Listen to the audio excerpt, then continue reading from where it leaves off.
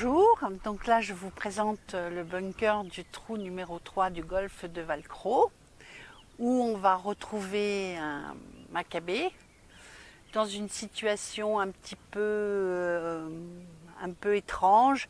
Il aura les bras et les jambes écartés comme une forme d'étoile et la tête à l'est. Et donc ça intriguera Robert le maton, qui se demandera pourquoi c'est cette position un peu étrange. Et voilà, donc je vous présente le bunker du trou numéro 3.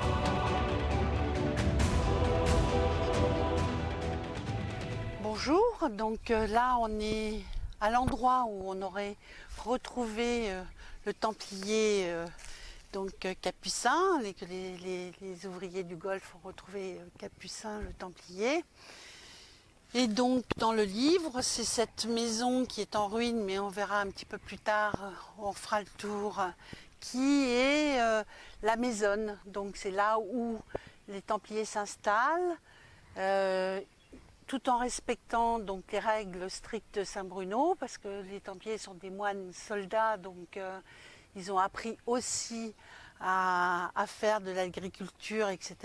Et donc ici, on avait plusieurs cultures, c'est-à-dire qu'on avait un rang d'oliviers, un rang de vignes et un rang de blé. Et donc après, il y avait des ruches.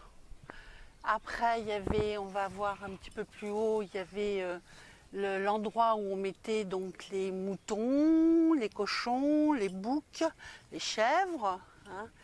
Et avec tout ça, on arrivait à vivre donc confortablement, et surtout la source. Voilà, la source qui est indispensable à cette époque pour habiter.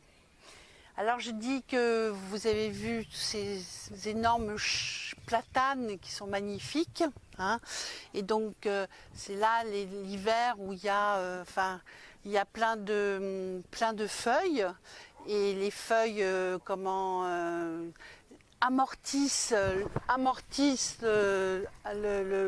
la chute des oiseaux. La chute des oiseaux. Et chose un peu de synchronicité, on va parler, c'est qu'il y a un mois et demi, il y a un ouvrier du Golfe qui a trouvé une chouette qui était tombée de son nid, donc qui a été amortie par ce tapis de feuilles. Voilà, donc cette chouette maintenant elle s'est réenvolée, et donc il lui a permis de faire ses premiers... Il l'a nourri et tout, et puis voilà, il l'a relaissé en liberté. Mais c'est pour dire que voilà, les platanes, ça donne de l'ombre l'été. Vous voyez, c'est magnifique. Et l'hiver, il perd toutes ses feuilles, donc on retrouve le soleil à travers pour chauffer. Voilà. Et il faut reconnaître que ces moines étaient quand même moines soldats, donc ils étaient quand même élevés. Donc normalement, ils devaient avoir certainement un hôtel avec évidemment Marie. Alors moi, dans le livre, je dis qu'il y a un chartreux qui a sculpté Marie dans un châtaignier. Et puis, évidemment, il faut Sainte-Anne, qui est quand même la mère des Templiers, et qui, on sait, donc les cendres sont revenues sur la barque qui volait de Palestine au Sainte-Marie de la Mer, avec Saint-Maximin, Marie-Madeleine, Saint-Lazare, etc. Marthe, voilà, Sainte-Marthe. Et donc, ils vivaient évidemment dans de bonnes conditions, et toujours dans la plus grande foi et stricte de Saint-Bruno. Voilà.